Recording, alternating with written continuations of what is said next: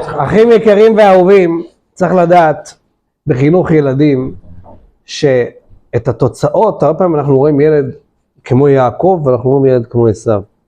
אבל צריך לדעת שהדבר הזה לא מתחיל בגיל 14-15, שאז אתה רואה עשיוניק ויעקבניק. הדבר הזה מתחיל כשהם קטנים. בסטייה קטנה, באלפית המילימטר, ואם אנחנו נרצה להיות אקטואליים, אז צריך לדעת, כשטנק צהלי רוצה לראות איזה מוצב של חזבאללה 80 קילומטר רחוק ממנו, הדיוק יהיה באלפית המילימטר. וכוח הסטייה זה ילך ויסתה מרחק של מאות מטרים לכאן ולכאן. צריך לדעת גם בחינוך ילדים. כמה שאתה יכול לדייק, תדייק. תגיד, נו יאללה שיראה את זה, לא נורא שישמע את זה. נו אז הוא מסתובב עם החבר הזה, נו אז מה כבר קרה? לא נכון. כל דבר הכי קטן, כרגע זה אלפית המילימטר. אבל תוצאותיו מי ישורהם.